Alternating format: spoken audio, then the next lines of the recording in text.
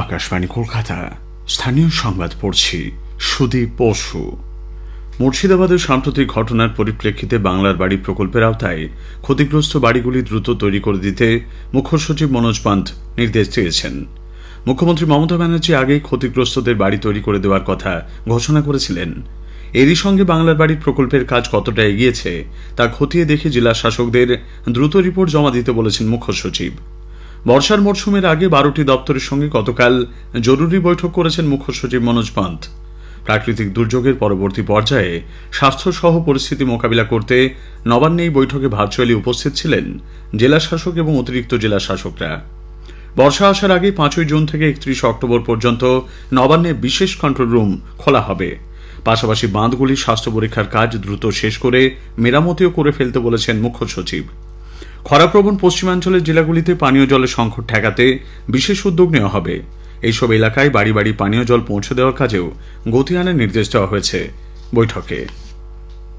ওয়াকফ আইনের প্রতিবাদে মুর্শিদাবাদে হিংসার ঘটনায় সুপ্রিম কোর্টে দায়ের হওয়া মামলা আগামীকাল শুনবেন শীর্ষ আদালতে 2 বিচারপতি সূর্যকান্ত এবং বিচারপতি এন.কে. সিংহ।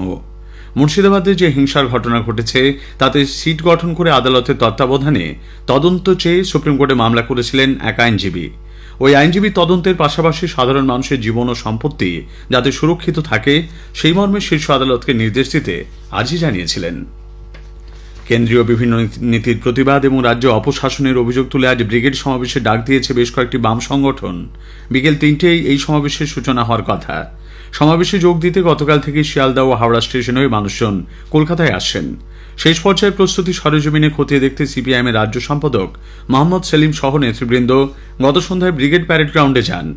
আয়োজক সংগঠন সিআইটিউর রাজ্য সভাপতি সুভাষ মুখোপাধ্যায় বলেছেন, 4টি সংগঠনের পক্ষ থেকে এই প্রথম ব্রিগেড সমাবেশ করা হচ্ছে।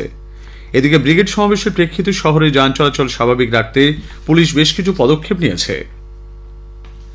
দার্জিলিংয়ের পাহাড়ে সরকারি ও সরকারি সাহায্যপ্রাপ্ত প্রাথমিক বিদ্যালয়গুলিতে শিক্ষক শিক্ষিকাদের সময় মতো উপস্থিতি সুনিশ্চিত করতে গোর্খাল্যান্ড আঞ্চলিক প্রশাসন বিশেষ অ্যাপ চালু করেছে। শিক্ষক শিক্ষিকাদের সঠিক সময়ে বিদ্যালয়ে প্রবেশ ও প্রস্থানের সময় বিদ্যালয়ের সামনে দাঁড়িয়ে সচিত্র উপস্থিতির মাধ্যমে স্বাক্ষর করতে হচ্ছে। এজন্য নোট ক্যাম্প নামে একটি অ্যাপ চালু করা হয়েছে। জিটিএ এলাকার 13টি সার্কেলের 778টি প্রাথমিক বিদ্যালয়কে গ্লোবাল পজিশনিং সিস্টেমের আওতায় আনা হচ্ছে। শিক্ষক শিক্ষিকারা নিজেদের স্মার্টফোনে অ্যাপ ডাউনলোড করে লগ ইন করতে পারবেন। রাজ্যে নদী খাল সহ জলসম্পদ পরিকাঠামো উন্নয়নের সুষ্ঠু পরিকল্পনা তৈরির জন্য সেচ দপ্তর বিস্তারিত সমীক্ষা চালাবে। কৃষি সেচে জলের সংস্থান, ব্যবস্থাপনা ও পরিকাঠামো উন্নয়নের লক্ষ্যে এই সমীক্ষা গুরুত্বপূর্ণ ভূমিকা পালন করবে। এই প্রকল্পের আওতায় হাইড্রোগ্রাফিক, বাথিমেট্রিক ও টোপোগ্রাফিক এই 3 ধরনের সমীক্ষা চালানো হবে। সার্ভে অফ ইন্ডিয়ার নির্ধারিত নির্দেশিকা অনুযায়ী সমীক্ষার কাজ চলবে। কোচবিহারের দিনহাটার সাহেবগঞ্জ থানার শালমারা এলাকায় অবৈধভাবে ভারতের প্রবেশের অভিযোগে পুলিশ এক যুবককে গ্রেপ্তার করেছে। শাহিন আলী নামে বছর 23-এর ওই যুবক বাংলাদেশের পাগলাবাড়ি এলাকার বাসিন্দা। রাত 9টা নাগাদ তাকে সন্দেহজনকভাবে ঘোরাঘুরি করতে দেখে স্থানীয় বাসিন্দারা থানায় খবর দেয়।